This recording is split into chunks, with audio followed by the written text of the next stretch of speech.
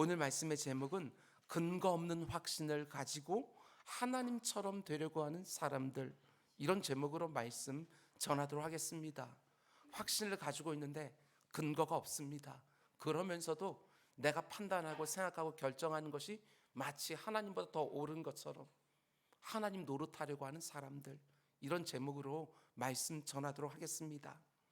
우린 지난 시간부터 창세기 3장 말씀을 함께 묵상하고 있는데, 죄가 들어오는 길이라는 주제로 죄가 어떤 통로와 길을 통해서 사람의 영혼 속에 들어와 그 삶을 다 깨뜨려 놓는가 하는 주제를 함께 생각해 보고 있습니다. 죄가 내게 어떻게 들어오는가 우리가 잘 알고 대비하고 있으면 그래도 거룩하고 성결한 삶을 사는데 도움이 되지 않을까, 이런 사모함을 가지고 창세기 3장 말씀을 우리가 묵상하고 있는 것이지요. 하나님은 자신의 선하신 성품에 따라 이 세상을 아름답게 지으셨습니다. 온전한 세상입니다. 그 가운데 사람은 특별히 하나님 자신의 형상과 모양을 따라 영화로운 존재로 지으셨지요. 그런데 지금 우리가 경험하는 것은 어떻습니까? 하나님의 그 선하신 성품이 이 세상 안에도, 사람들 안에도 잘 묻어나질 않습니다. 온갖 어그러짐과 왜곡과 타락과 부패가 이 세상 안에도, 사람들 안에도 가득합니다.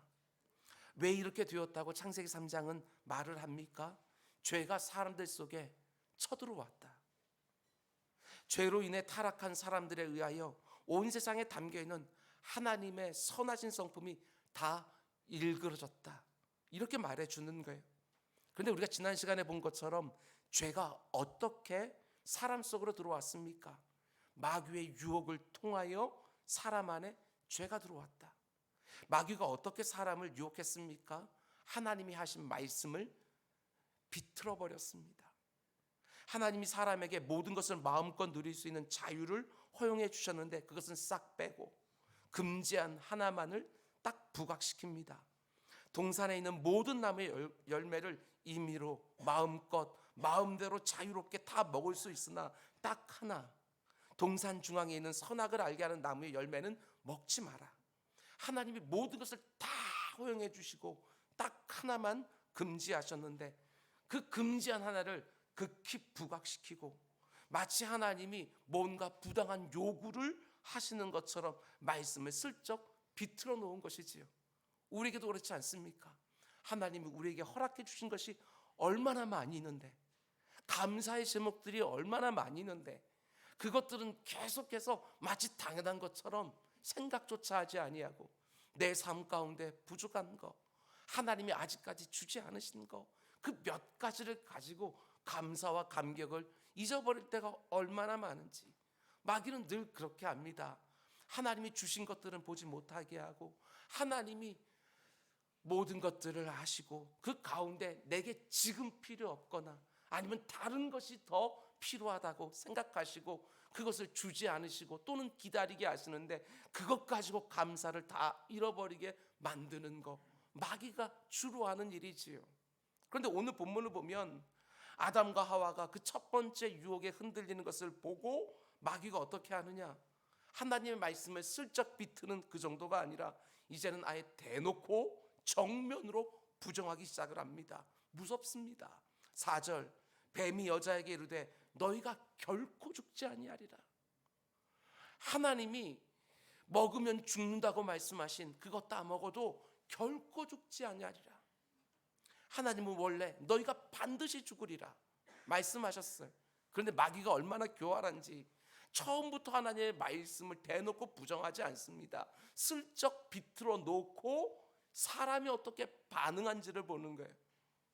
하나님이 허용하신 그 무수한 자유는 약화시키고 딱 하나 금지한 것을 부각시키니까 사람이 어떻게 반응하지요? 우리가 지난 시간에 본 것처럼 죽을까 하노라. 이게 말이나 됩니까?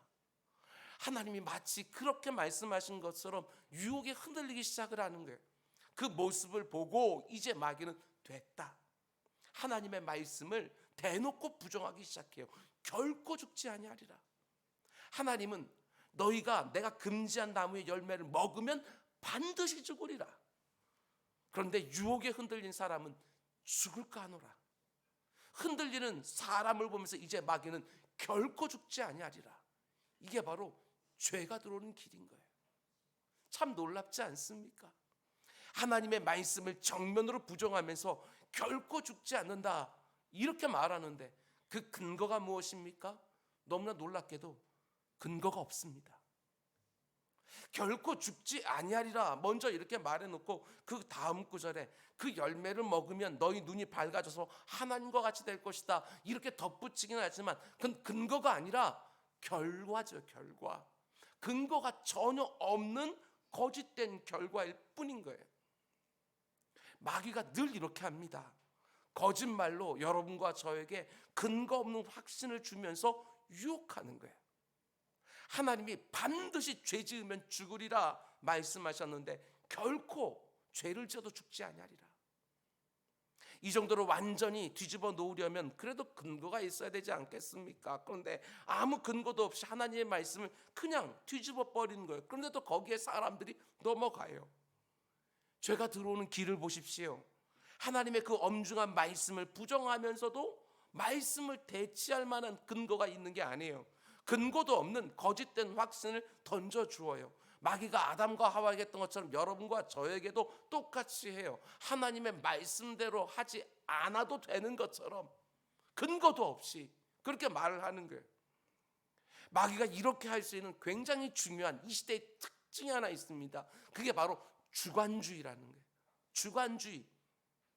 객관적인 진리나 가치를 인정하지 않습니다. 자신의 주관을 모든 판단과 인식의 기본으로 삼는 거예요. 뭔가를 좋다고 말하면 왜 좋은지, 뭔가가 싫으면 왜 싫은지, 그런 것은 하나도 안 중요해요. 그냥 좋고 그냥 싫어요. 근거도 하나도 없이 사람들이 자기 주관에 따라 싫고 좋고를 따지고 선택과 배척을 결정하는 거예요. 정말 작은 문제서부터 내 인생을 좌우하는 큰 일까지 주관적으로 판단해요. 제가 공부할 때만 해도 객관적인 진리에 대한 부담감이요 늘 있었어요. 이게 객관성을 가지고 있는가? 이게 나만 그렇게 생각하는 것인가? 아니면 다른 사람들에게도 받아들일 만한 근거가 있는 것인가? 이런 객관성이 너무너무 중요했어요. 이게 왜 옳은 것이고 이게 왜 그릇된 것인지. 단지 신학적인 영역에서만이 아니라 사회의 모든 영역을 놓고서도 그런 고민 참 많이 한 거예요. 근데 오늘 이 시대는 그런 게 그렇게 중요하지가 않습니다. 지극히 주관적으로 내가 좋은가? 내가 동의하는가? 내가 받아들일 수 있는가? 이게 모든 가치 판단의 기준이 되어가는 것이지요. 우리가 자녀들을 양육하면서 우리가 다음 세대를 우리가 섬기면서 우리 많이 경험하지 않습니까? 왜 좋아? 그냥. 왜 싫어? 그냥. 내가 그것을 왜 좋아하고 왜 싫어하는지 그게 그렇게 중요하지가 않은 거예요. 물론 근거 없는 호불호도 얼마든지 있을 수 있지만 문제가 되는 것은 이쪽으로만 너무 확 치우쳐서 사람들이 살아간다. 심지어 하나님의 말씀을 놓고서도 주관적으로 받아들일 때가 얼마나 많은지, 하나님의 말씀인 성경을 가리켜서 우린 진리 이렇게 말하는데도 내게 좋고 내게 동의가 되고 내가 받아들일 만하면 그 말씀을 내게 주는 말씀으로 받아들이지만 내게 부담되고 내 생각과 내 경험과 내 지식과 다르면 하나님이 아무리 명확하게 말씀하셔도 그냥 배척해버립니다. 아닙니다. 절대로 그렇지 않습니다. 하나님의 말씀은 내 주관에 따라 진리가 되고 진리가 안 되고 그런 게 아니잖아요. 내가 기준이 아닙니다. 오직 하나님이 기준이신 것이지요. 내가 아무리 동의가 안 되고 인정할 수 없는 어떤 부분도 하나님의 말씀이기 때문에 믿음으로 승복하면서 받아들이기를 하나님이 원하시는 것이지요. 성경이 말하는 죄도 마찬가지입니다. 마귀는 죄를 지어도 결코 죽지 아니하리라 이렇게 말을 하지만 성경은요 죄의 싹은 사망이다 이렇게 말하고 반드시 네가 뿌린 대로 하나님 앞에서 거두게 될 것이다 이렇게 말하는 거예요. 내가 지은 죄에 대하여 하나님이 즉각 심판하지 않으니까 죄를 지어도 괜찮은가 보다. 아무 일도 일어나지 않는구나. 하나님이 내 죄를 심판하지 않으시는구나 오해하지만 그렇지 않습니다. 하나님의 사랑과 은혜와 긍휼과 자비라는 성품 때문에 한 사람도 멸망하지 아니하고 모든 사람들이 구원 안으로 들어올 수 있도록 참 오래 참아주시고 기다려주시지만 그렇다고 죄에 대한 심판이 없는 게 아닙니다. 끝까지 돌이키지 않는 자는 반드시 심판을 직면하게 되어지는 거예요.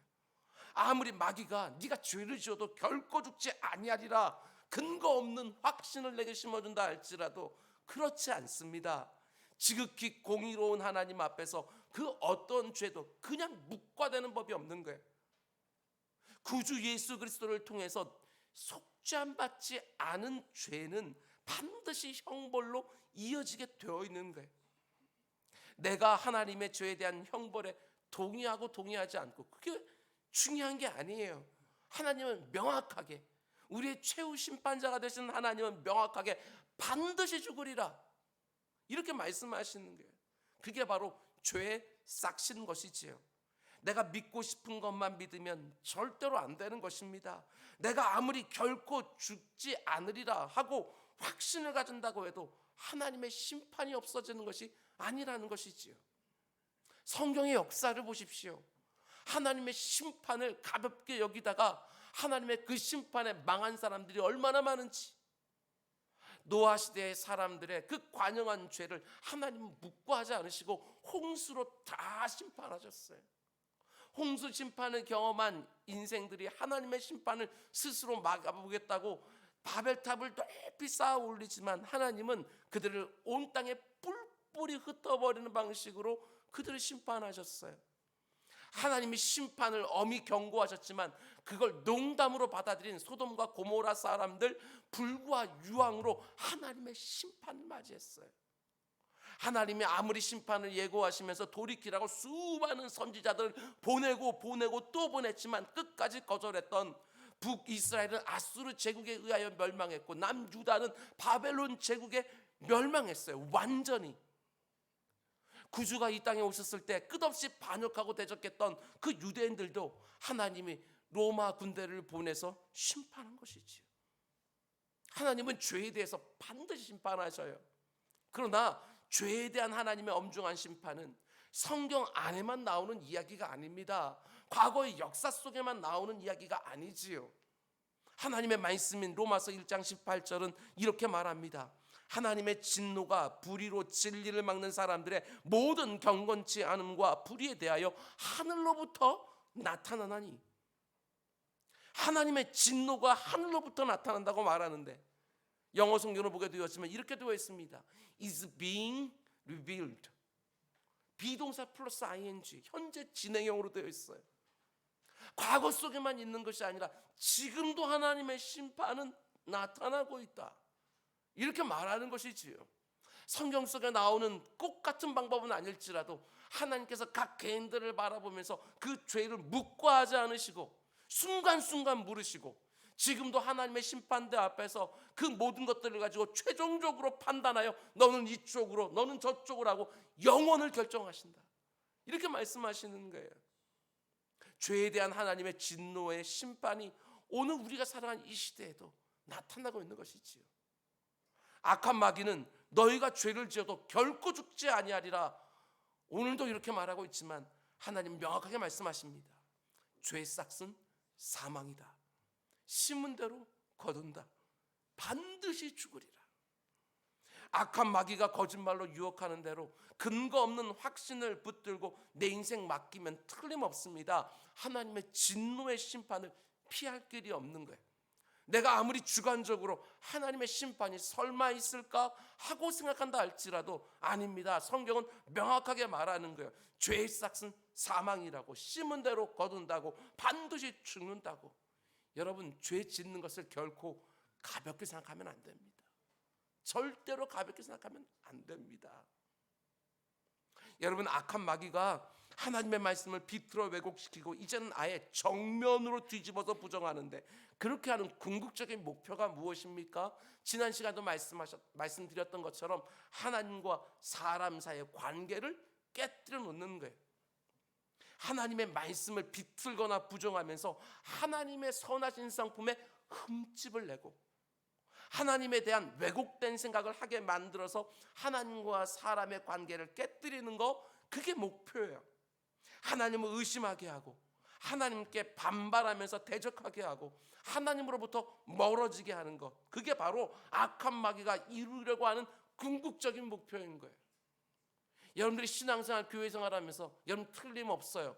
하나님과 관계가 멀어지고 있다고 한다면 여러분들은 아무리 내가 옳은 일을 하고 정당한 일을 했다 할지라도 여러분 그 가운데 속에 잘 돌아보게 되었으면 하나님이 원치 않는 죄들이 묻어 있는 거예요. 다른 사람들 탓하는 것들이 아니고 그 가운데 속에 뭐가 옳고 그르고 그것 따지는 것들이 아니고 하나님과 나의 관계가 지금 얼마나 멀어지고 있는지, 그걸로써 내 지나온 시간들을 돌아보셔야 되는 거예요. 여러분 절대로 흔들리면 안 돼요. 여러분 그런데 결코 죽지 않으리라, 이렇게 하나님의 말씀을 정면 대적하면서 곧바로 뭐라고 말합니까? 말씀을 부정하는 것이 끝이 아니에요. 5절, 너희가 그것을 먹는 날에는, 하나님이 금지한 것을 깨뜨린 날에는 너희 눈이 밝아져서 하나님과 같이 되어 선악을 알 줄 하나님이 아심이니라. 그때나 지금이나 마귀가 하는 방법은 똑같습니다. 말씀을 부정하면서 하나님과 사람 사이를 이간질하는 거예요. 너희들 왜 하나님이 저거 먹지 말라고 얘기하는 줄 아냐? 너희들 눈이 밝아져서 하나님처럼 될까 봐 그걸 아시고 금지하신 것이다. 하나님이 다 알고 계신다는 거예요. 저 열매를 먹기만 하면 너희에게 더 좋은 일이 생길 거라는 거 하나님이 아시기 때문에 먹지 말라고 금지하셨다는 거예요. 여러분 잘 들으셔야 돼요. 악한 마귀의 이 교묘한 괴계에 참 많은 사람들이 넘어가지요. 하나님의 성품에 흠집을 내요. 하나님이 지극히 선하신 분이시고 사랑과 긍휼과 자비에 한이 없으신 분이신데 하나님 그런 분 아니라고 어떤 식으로든 흠집을 내서 하나님과 우리의 관계를 멀어지게 하려고 하는 것이지요. 하나님이 금지한 저 열매를 먹기만 하면 너희 눈이 밝아지게 되어진다, 하나님처럼. 마귀의 이 교묘한 유혹을요, 저는 이렇게 들었어요. 얘들아, 너희가 하나님 말씀대로 안 살 때 더 좋은 일이 생긴다. 얼마나 교묘한지, 얼마나 많은 사람들이 여기에 흔들리는지. 네가 하나님 말씀대로 안 살 때 네가 더 행복해진다, 더 자유로워진다. 마귀의 전략이 그때나 지금이나 똑같아요. 말씀대로 안 살면 더 좋은 일이 있다, 전혀 근거 없는 확신을 주면서 유혹하는 거예요. 우리에게 이런 경향성이 실제로 있지 않습니까? 목사님, 말씀대로 사는 것이 얼마나 힘이 드는지 모릅니다. 힘이 들 때 있겠지요. 이런 죄된 몸을 가지고 내 안에 있는 악한 욕망을 거스르면서 하나님 말씀대로 살려고 하니 얼마나 힘이 들겠어요. 악한 사단 마귀가 지금 이 가운데 뿌려놓은 이 세상 가치관을 거슬러 살아가는 그 말씀대로 살아가는 삶이 힘들죠, 당연히. 그런데 그 안에 은근히 담겨져 있는, 여러분 내가 말하고 싶어하는 그건 무엇이지요? 하나님 말씀대로 사니까 이렇게 힘들다. 그게 다 거기 깔려 있는 거죠. 저한테 와서 심지어 이렇게까지 말씀하는 분들이 계셔요. 목사님은 직장생활 안 해봐서 그러는데, 목사님은 사업 안 해봐서 그러는데, 교회 안에만 몇 년 있으니까 그런 말씀하셨는데, 여러분 그렇게 녹록하지 않습니다. 저한테 이렇게 말씀하게 돼. 목회하다 보면 그런 생각이 정말 들 때가 있어요. 다만 몇 년이라도 직장생활 해봤어야 되는데, 사업 좀 하다가 목회해봤어야 될 텐데, 이런 생각이 정말 들 때도 있어요. 그러나 목회를 하면 할수록 여러분들이 살아가는 모습과 그리고 그 결과들을 보면 볼수록 선명해지는 것은, 하나님 말씀대로 결국은 다 되는구나, 이걸 깨닫게 돼요. 말씀과 삶의 현장이 다르다? 아닙니다. 하나님 말씀대로 반드시 됩니다. 말씀대로 안 될 것 같은 의심을 심어주는 거, 그게 바로 마귀의 유혹인 거예요. 실제로 마귀는 끝없이 여러분과 저에게, 그리고 우리가 사랑하는 자녀들과 우리 다음 세대들에게 말하지요. 하나님 말씀 바깥으로 나가면 더 행복하다고, 더 자유롭다고, 더 즐겁게 살 수 있다고 끝없이 말합니다. 하나님의 말씀대로 살면 정말 어렵고 힘들고 손해보고 뒤처지지만 말씀 바깥으로 나가서 살면 눈이 열린다고, 어떻게 사는 것인지, 정말 복되게 사는 것인지 네가 알게 되어준다고. 그래서 하나님께서 말씀 안에 살라고 한다고. 그래서 저 동산 중앙에 있는 나무의 실과는 먹지 말라고 금지하시는 거라고. 네가 더 행복하게 살까 봐. 근거 없는 확신이에요. 하나님의 말씀 바깥에 참된 행복과 즐거움과 유익이 있다? 전혀 근거 없는 거짓말인데 거기에 확신을 가지고 하나님 말씀 밖으로 뛰쳐나가는 거예요. 이 세상을 살아보면서 하나님 말씀 없이 살아보다가 그 인생 중간에 주님의 품으로 교회 안에 들어와서 만상하신 분들은 그 경험 때문에 아니라고, 세상 밖에 나가서 그 말씀대로 사는 게 더 행복하고 평안한 게 아니라고, 말씀대로 사는 것이 더 평안하고 더 행복하다고, 이렇게 간증들이 있지만 그냥 너무 안타깝게도 우리 모태신앙으로 태어난 우리 자녀들은 그냥 이 말씀 안에서 살았으니까 악한 마귀의 이 유혹에 늘 휘둘리는 거예요. 말씀 밖으로 나가 살면 더 자유로울 것처럼, 더 행복할 것처럼. 그렇다고 해서 우리 믿음의 부모들이 그래 한번 나가봐라 이렇게 할 수 있습니까? 그럴 수도 없고, 하나님께서 분명히 뱃속에서부터 말씀 주셨으니까 그 말씀이 얼마나 복된 것인지 깨달을 때가 반드시 있을 것이다 하고 그 믿음 가지고 기도하면서 우리는 하나님 의지하여 양육할 뿐이지. 그런데 얼마나 많은 사람들이 그 근거 없는 약속에 흔들리는지 몰라요. 그게 바로 죄라는 것입니다. 죄의 가장 큰 본질은 하나님의 말씀을 배제하고 마귀의 거짓말을, 그 근거 없는 약속을 받아들이는 거예요. 우리식으로 말하면 하나님의 말씀보다 이 세상의 가치를 선택하는 거, 그게 바로 죄의 본질인 거예요. 이 세상 사람들이 보기에 뭔가 윤리적으로 비난받을 만한 일을 안 한다 해도 이 세상의 가치와 세상의 근거 없는 약속을 선택하며 살다 보면 나도 모르는 사이에 하나님의 말씀을 조금씩 배쳐가기 시작하는 거예요. 그게 바로 죄가 들어오는 길이지요. 여러분, 그런데 악한 마귀가 계속해서 뭐라고 말하는지 보시기 바랍니다. 하나님이 반드시 죽으리라 말씀하시면서 금지한 그 나무의 열매를 먹으면 결국 어떻게 된다고 합니까? 5절 말씀 보면 너희가 그것을 먹는 날엔 너희 눈이 밝아서 어떻게? 하나님과 같이. 명백한 반역이에요. 사전적 의미처럼 통치자에게서 권력을 찬탈하려고 하는 것이지요. 저는 이게 참 이해가 안 됩니다. 아니 어떻게 아담과 하와가 이 말을 듣고 가만히 있었을까? 아니 어떻게 마음이 흔들렸을까? 창조주 하나님께 지음받은 피조물 인생인데 네가 하나님같이 되리라 이렇게 마귀가 말하는데 어떻게 거기에 마음이 흔들릴 수 있을까? 하나님의 하나님 되심을 온전히 인정하지 아니하고 하나님의 통치를 거절하고 내가 스스로 얼마든지 독립적으로 살 수 있는 걸 생각하는 거, 그러면 틀림없습니다. 거기서부터 5만 가지 죄가 다 시작되어지는 거예요. 하나님의 하나님 되심을 내가 온전히 인정하지 않는데 어떻게 그분의 말씀 안에서 살겠냐고요. 얼마나 독립적으로 살 수 있는데. 하나님이 사람을 자신의 형상과 모양을 따라 영화롭게 창조해 주셨습니다. 천지와 만물을 다 창조해 놓으시고 가장 나중에 사람을 창조하신 다음에 모든 것을 다 누리고 다 다스리고 하나님이 창조한 세상을 주관하는 일에 참여하게 해주셨는데 창조주 하나님과 피조물 사이에 딱 하나 금지하면서 선을 구워주신 거예요. 그런데 지금 그 인생들이 그 선을 넘으려고 하거든요. 목전에 있어요. 목전에 다 하나님이 선을 그어 놓았는데 하나님과 창조주 하나님과 피조물 된 인생들의 그 구분선인 선 하나를 딱 그어놓고 말씀하는 분이 있고 순종하는 인생들이 있다는 거, 선 하나를 딱 그어놓는데 지금 그걸 넘어서기 직전인 거예요. 온 인류가 아담과 하와 그 안에 들어있으니까 이게 얼마나 절대절명의 순간이에요. 여러분과 저와는 전혀 상관없는 말씀을 우리가 지금 보고 있는 것이 아닙니다.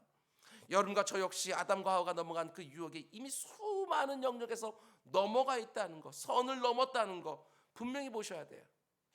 너무나 익숙하게 우리가 죄 가운데 자행자하고 있으니까 잘 모르는 것뿐이지, 너무나 내 마음대로 하려고 하고 내 스스로 선택하고 결정한 모습 하나하나가 하나님의 하나님 되심을 인정하지 않는 모습과 뭐가 다르냐는 거예요. 뭔가를 결정해야 되는데, 분명히 중요한 결정이라는 걸 아는데 하나님께 묻지 않냐고 뭔가를 결정하고 있다고 한다면 그것은 하나님의 하나님 되심을 부정하는 것 아니고 또 뭐냐는 거예요. 베드로후서 1장 4절은 이렇게 말합니다. 이로써 그 보배롭고 지극히 큰 약속을 우리에게 주사 이 약속으로 말미암아 너희가 정욕 때문에 세상에 썩어질 것을 피하여 신성한 성품에 참여하는 자가 되게 하려 하셨느니라. 이게 바로 하나님이 여러분과 저에게 빚어주려고 하는 마지막 그림이에요. 하나님의 성품에 참여하는 자가 되게 하는 거, 그걸 원하시는 거예요. 근데 어떤 방식으로? 하나님의 하나님 되심을 내가 스스로 부정하는 방식으로가 아니라 하나님을 하나님의 보좌에서 끄집어내리고 내가 그 보좌 위에 앉는 방식으로가 아니라 하나님의 하나님 되심을 온전히 인정하는 방식으로, 하나님의 그 말씀대로 온전히 살아내는 방식으로 하나님은 신성한 성품에 참여하게 해주기를 원하시는 거예요. 그걸 위해서 뭔가 하라 하지 마라 우리에게 말씀하시는 것이지요. 그런데 마귀는 뭐라고 말합니까? 하나님을 부정해야, 그 보좌에서 끄집어내리고 네가 그 자리에 앉아야 하나님과 같은 영광을 네가 얻게 되었습니다. 거짓된 약속을 하는 거예요. 우리는 하나님의 하나님에서 온전히 인정하고 그분께 순복할 때 하나님께서 우리를 영화롭게 해주시겠다고, 네 인생을 존귀하게 해주겠다고 약속해 주신데도 불구하고 그런 것은 하나도 귀에 들어오지 아니하고 내가 하나님처럼 뭔가를 결정하고 판단하고 선택하고 내 인생의 주인이 되어야 내가 하나님과 같은 영광을 누리는 것처럼 그렇게 생각하는 거예요. 여러분, 우리 인생의 영광은 하나님께로부터 찬탈하는 게 아닙니다. 하나님의 말씀에 온전히 순복하면서 회복되어져 가는 거예요. 그런데 너무 어리석게도 우리는 하나님의 그 영광과 그 존귀함을 내가 스스로 탈취할 수 있는 것처럼, 그러다 보니까 사람의 모양이 이 모양이 된 거예요. 우리가 살아가는 이 세상 보시기 바랍니다. 하나님을 그분의 보좌에서 끌어내고 내가 그 자리에 앉고 싶어하는 죄된 욕망이 저마다 다 있으니까 내가 있는 자리에서요 다 하나님 노릇하고 싶어해요.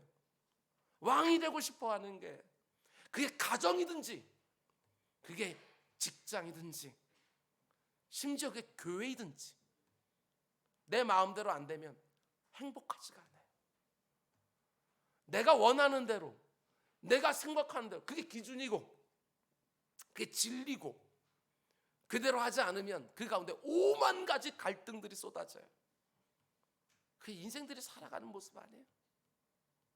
다 왕이 되고 싶어하고 다 하나님 노릇하고 싶어하니까 그 가운데 그 어느 누구도 자기 위에 누군가를 두는 것을요 못 견뎌하는 거예요. 하나님이 주신 질서임에도 불구하고 그걸 견디지를 못해요. 이곳저곳에서 반역이 일어납니다. 하나님께서 이렇게 풍성하게 많은 걸 주셨는데 거기에 감사하거나 감격하지 못하고 온통 억울함과 분노만 가득해요. 그러니 세상이 이 모양이 되는 거 아니겠어요? 오늘날 우리 주변을 보면 하나님의 하나님의 되심을 대놓고 부정하는 사람들이 얼마나 많은지 몰라요. 하나님이 어디 있느냐? 있으면 한번 보여줘 봐라. 대놓고 부정하지요. 물론 우리 중에는 그런 분들이 한 분도 없을 거예요. 그러나 하나님의 하나님 되심을 대놓고는 아니더라도 은근히 부정하는 건 얼마나 많은지 모릅니다. 하나님의 하나님 되심을 성경이 말하는 대로 믿고 인정하는 것이 아니라 은근히 내가 내 방식대로 하나님을 모습을 바꿔놓는 거예요. 하나님을 변질시키는 것이죠. 그건 역시도요 또 다른 이름의 우상숭배예요. 성경이 말하는 대로 하나님을 섬기는 게 아니라 내가 원하는 대로 하나님의 모습을 변질시켜 섬기는 순간 나는 하나님을 섬기는 것이 아니라 우상을 섬기는 거예요. 이름을 하나님이라고 붙였든지 뭐라고 붙였든지 그건 상관없어요. 내가 하나님의 모습을 변질시키는 순간 나는 우상 숭배를 하고 있어요. 출애굽한 이스라엘 백성들 시내산 아래에서 보여준 모습이 있지 않습니까? 모세가 하나님의 말씀인 두 돌판을 받으러 산 위에 올라가 있을 때 이스라엘 백성들이 어떻게 합니까? 산 밑에서요 금송아지 만듭니다. 근데 충격적인 게 금송아지를 만들어 놓고 이름을 뭐라고 붙여놔요? 여호와. 금송아지를 만들어 놓고 이름은 여호와라고 붙여놔요. 우리를 애굽에서 인도해낸 여호와 하고 금송아지 섬겨요. 하나님, 예수님, 성령님 이렇게 이름 부르는 게 중요한 게 아니라 성경이 말하는 대로 그분의 이름을 부르고 있느냐. 그게 하나님의 하나님 되심을 인정하는 모습인데 우리는 내 편의에 따라 하나님의 모습을 변질시켜요. 신앙생활 보십시오. 하나님 말씀하신 대로 신앙생활을 해야 되는 것인데 이 말씀은 지키기 힘들다고 제쳐놓고 저 말씀은 내가 살아가는 삶의 현장에서 안 맞다고 빼버리고 아니 나한테 누가 그런 결정권을 줬냐고요. 이 말씀도 하나님이 주시고 저 말씀도 하나님이 주신 것인데 내 마음대로 내 생각대로 내 유불리와 내 호불호에 따라 제쳐놓고 빼버리기 시작하면 그게 바로 하나님의 하나님 되심을 부정하는 모습이 아니고 또 뭐냐겠냐는 거예요. 하나님의 말씀인데 감히 어떻습니까? 말씀 전부를 받고 있습니까? 말씀 일부를 받고 있습니까? 그게 바로 피조물이 창조주의 자리를 찬탈하려고 하는 명백한 반역이지요. 아닙니다. 여러분 이제는 항복하셔야 됩니다. 내가 하나님이 되려고 하는 그 반역행위 이제 멈추고 하나님만이 나의 왕이십니다. 고백하면서 아무리 힘들고 어려워 보이는 순간에도 그분의 말씀을 너무나 살아내고 싶어서 그분의 도움을 구하면서 믿음의 싸움을 해야 되는 것이지요. 하나님이 사랑하라고 하시는데 왜 안 사랑합니까? 하나님이 그 사람 용서하라고 하는데 얘 마음이 힘든 거 알지요? 근데 왜 용서하려고 씨름하지 않습니까? 하나님이 하라고 하는데 왜 안 하시고 하나님이 하지 말라고 하는데 왜 그거 계속해서 합니까? 결코 죽지 아니하리라. 그런 근거 없는 확신을 가지고 있는 것은 아닙니까? 하나님의 하나님 되심과 나의 인간됨을 범사에 인정하면서 바른 관계 안에서 이루어지는 참된 순종, 거기에서 피조물의 참된 영광과 아름다움이 회복되어지는 것이지요. 아담과 하와가 마귀의 유혹에 이렇게 흔들리고 나니까 그 다음 발걸음은 일도 아닙니다. 얼마나 뼈저리게 아픈 상황이 보여진지 몰라요. 그저 말씀 한 구절이지만 근데 그 가운데 속에 성경 66권이 쓰여지는 단초가 되었습니다. 죄가 들어오지요. 6절 여자가 그 나무를 본즉 먹음직도 하고 보암직도 하고 지혜롭게 할 만큼 탐스럽기도 한 나무인지라 여자가 그 열매를 따먹고 그냥 따먹고 자기 남편에게 주니 그도 먹은지라. 이렇게 짧게 나오지만 바로 여기서부터 온 세상이 엉망이 되어지기 시작하는 거예요. 하나님의 말씀이 정면으로 부정되고 하나님에 대한 반발심이 생기니까 구체적으로 죄를 짓는 일은 일도 아닌 거예요. 이 부분을 놓치지 마시기 바랍니다. 선악을 알게 하는 나무 원래부터 거기 있었습니다.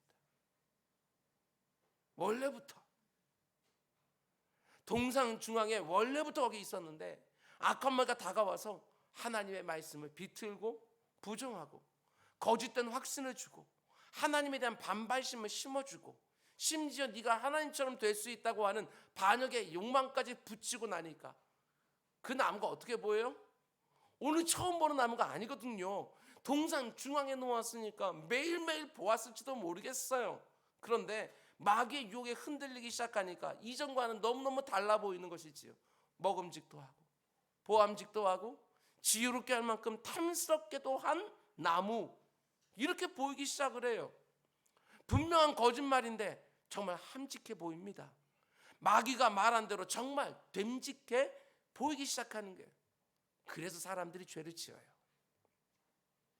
내가 그 일을 하면 나쁜 결과가 생길 것을 알면서도 고의적으로 죄를 짓기도 하지만 대부분의 사람들은 나쁜 결과보다도 새로운 가능성, 또 다른 기회, 이런 식으로 자기 자신을 합리화시켜요.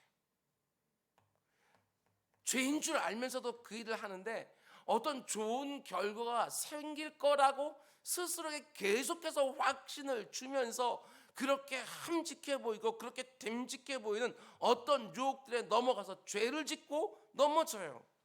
그렇습니다. 모든 죄에는 함직함과 됨직함이 있어요. 그게 없으면 왜 죄를 짓겠어요? 아무리 하나님이 안 된다 하고 말씀을 하셔도, 아무리 내 주변에 있는 사람들이 위험하다 말을 해도 그 함직함과 됨직함이라고 하는 매력 때문에 단호하게 떨쳐버리지 못하는 거예요. 여러분, 사기당하는 사람들 보십시오. 사기꾼이 말하는 그 속임수 안에 들어있는 함직함과 됨직함이라는 매력 때문에 그 유혹에 넘어가는 거 아니에요? 그러면서 많은 돈을 험하게 뜯기지요. 그런데 여러분, 그것은 그냥 돈 아닙니까? 돈. 아무리 큰 돈이고 그것 때문에 힘들어진다 할지라도 그건 돈이에요. 근데 얼마나 많은 사람들이 단 한 번밖에 없는 자기 인생을 다 살 때까지 속아요. 너무나 귀한 인생을 아무 근거도 없는 거짓된 확신, 하나님 없어, 죄 지어도 결코 망하지 않아, 이렇게 사는 것이 행복해. 근거도 없는 그 확신을 가지고서 인생을 다 살아버려요. 마귀의 유혹과 이 세상의 가치가 아무리 함직해 보이고 아무리 됨직해 보인다 할지라도 여러분, 그들이 말한 대로 되는 것이 절대로 아닙니다. 잠깐 그 말대로 되는 것처럼 보이고 잠깐 행복과 기쁨을 주는 것처럼 혹 보일지라도 그 결과는 틀림없습니다. 죄의 싹은 사망이고 죄를 심으면 반드시 나쁜 열매를 거두게 되었습니다. 절대로 속으면 안 돼요. 근데 저는 이 부분이 너무너무 무서웠습니다. 행간을 읽어보면 하나님이 금지한 열매를 먹자마자 어떻게 돼요? 오래 가지도 않아요. 순식간에 깨달아요. 결코 행복해지지 않았다는 거. 먹기 전에는 분명히 먹음직도 하고 보암직도 하고 지혜롭게 할 만큼 탐스럽기도 했는데 딱 먹자마자 다시는 되돌릴 수 없는 죄책감과 부끄러움과 두려움이 막 밀려오기 시작해요. 우리가 다음 시간에 죄가 만들어낸 결과에 대해서 더 자세히 보겠지만 6절과 7절 말씀 연결해서 읽어보십시오. 이게 너무 놀라워요. 여자가 그 나무를 본즉 먹음직도 하고 보암직도 하고 지혜롭게 할 만큼 탐스럽기도 한 나무인지라 여자가 그 열매를 따먹고 자기와 함께 있는 남편을 주매 그도 먹은지라 이에 그들의 눈이 밝아져 자기들이 벗은 줄 알고 무화과 나무 잎을 엮어 치마로 삼았더라. 분명히 그렇게 함직해 보였고 그렇게 됨직해 보였는데 딱 먹자마자 마귀에게 속았다는 것을 알게 돼요. 오래가지 않았습니다. 먹자마자 깨닫습니다. 아, 내가 속았구나. 먹자마자. 우리가 사기를 당할 때도 마찬가지 아닙니까? 분명히 함직해 보이고 됨직해 보여서 확신을 가지고 계약서 썼잖아요. 근데 그날 저녁부터 잠이 안 와요. 기대감이 아니라. 여러분 다들 경험해 보신 분들도 계실 거예요. 사람들이 보이스피싱을 당하면서도 정말 함직해 보이고 됨직해 보여서 내 통장 안에 있는 돈 다 보내지요. 근데 언제 내가 사기당했다는 걸 알게 됩니까? 오래가지 않습니다. 계좌 이체 버튼 딱 누르자마자 그때 깨닫게 돼요. 오래가지 않아요. 아담과 하와도 마찬가지예요. 동상 중앙에 있는 나무 매일매일 볼 때는 아무렇지도 않았는데 마귀의 유혹에 딱 흔들리니까 갑자기 먹음직스럽고 보암직스럽고 마귀가 말한 대로 나를 지혜롭게 할 만큼 탐스럽게 보이는 거예요. 그래서 하나님이 금지한 나무의 열매 그 선 하나 딱 넘어버렸는데 어떻게 되었습니까? 마귀가 결코 죽지 아니하리라 말했는데 하나님의 말씀처럼 그 영혼이 죽었습니다. 두 사람만 죽은 게 아니에요. 그 뒤로 태어나는 모든 인생들도 그 안에서 함께 죽었어요. 그들이 죽을 때 여러분과 저도 죽었어요. 하나님처럼 될 거라고 말했지만 하나님에 의하여 에덴 동산 쫓겨났습니다. 동산 중앙에 있는 나무 열매 하나만 딱 빼고 모든 나무 열매는 네 임의대로 마음대로 마음껏 먹을 수 있다고 했는데 이제부터는 땀을 흘려야만 먹고 살 수 있게 되었습니다. 아무리 열심히 땀 흘려 일을 해도 가시가 올라오고 엉겅퀴가 자라면서 내가 일한 만큼의 결과도 얻지 못하게 되었습니다. 하나님과의 관계도 깨어지고 아담과 하와의 부부관계도 깨어지고 그 자녀들의 관계도 다 깨어지는 거예요. 하나님이 말씀하신 그대로 되었습니다. 그 영혼들이 죽고 또 죽은 것입니다. 여러분, 지난 시간과 오늘에 이어서 보았던 이 본문 안에 세 번에 걸친 하나님의 말씀에 인용이 나옵니다. 두 번은 마귀가 인용했고 한 번은 여자가 인용했습니다. 우리식으로 말하면 이들이 하나님의 말씀인 성경을 언급한 것이지요. 그러나 어느 누구도 하나님의 말씀을 제대로 인용하지 않았습니다. 마귀는 자신의 악한 계획을 위해서 비틀어서 인용했고 여자는 자신의 헛된 욕망을 따라 금지한 것은 부각시키고 그리고 허용하신 것은 약화시키면서 그 가운데 먹으면 반드시 죽으리라 하나님이 분명하게 말씀하신 죄의 결과도 약화시켜버렸어요. 하나님을 사랑하고 인정하는 마음을 다 담아서 그 말씀을 귀하게 받고 귀하게 받은 말씀을 힘을 다해 살아내려고 하는 신실한 마음은 온데간데 없고 말씀을 세 번이나 인용하지만 단 한 번도 바르게 인용하지 않았습니다. 하나님의 말씀을 제대로 듣고 그 말씀에 내 마음을 딱 붙들어 매놓지 않으면 여러분 그 누구도 장담할 수 없습니다. 평소에는 전혀 유혹받지 않는 부분이었는데도 마귀가 다가와서 조금만 함직해 보이고 됨직해 보이는 것들로 나를 유혹하면 참 놀랍게도 전혀 관심 없었는데 관심이 가지고 나는 절대로 저런 죄 안 질 거라고 생각했는데 그것들만 하게 되었으면 행복해질 것 같고 더 자유로워질 것 같고 내 인생이 더 즐거울 것 같고 너무너무 위험한 거예요. 우리가 특별히 새벽 기도회 때 참 많은 은혜를 받았던 시편 119편 말씀을 보면 시인은 이렇게 고백합니다. 내가 주께 범죄하지 아니하려 하여 주의 말씀을 내 마음에 두었나이다. 다른 방법 없습니다. 하나님이 내게 주시는 말씀 하나하나를 너무나 귀하게 받고 그 말씀을 주신 하나님 향한 진실한 사랑의 마음까지 담아서 바르게 순종하며 살아야 마귀의 함직하고 됨직한 모든 유혹을 하나하나 이겨내며 살아갈 수 있는 것이지요. 내가 마치 하나님이라도 된 것처럼 내 마음대로 판단하고 내 좋은 대로 결정하면서 사는 게 행복하고 자유롭게 사는 게 아닙니다. 속고 있는 것입니다. 내가 마치 진리의 기준이라던 것처럼 하나님 말씀 비틀고 재단하고 빼고 더하면서 금송아지 하나님 섬기는 것이 절대로 아닙니다.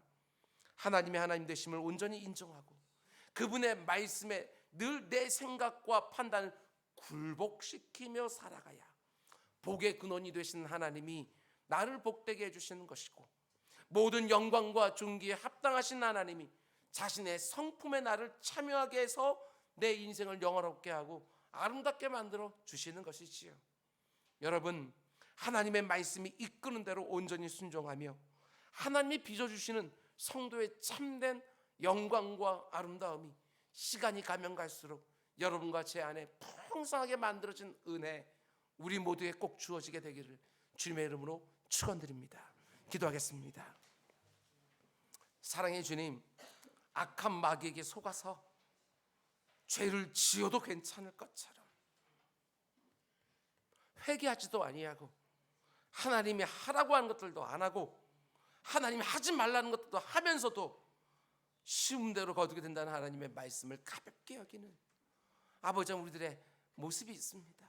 내 주 아버지 하나님 불쌍히 여기시고 이 사순절을 지나가면서 아버지 하나님의 자기 아들을 통한 그 속죄함 다시 한번 묵상하며 끊을 것을 끊고 정리할 것을 정리하고 하나님 앞에 돌이키는 역사 우리 가운데 꼭 일어날 수 있도록 주님 인도하여 주시옵소서. 이 모든 말씀 예수님의 이름으로 기도드렸습니다. 아멘. 오늘 말씀 생각하면서 우리 찬송가 254장 우리 1절과 마지막 절만 찬양합니다. 254장 1절과 5절 찬양입니다.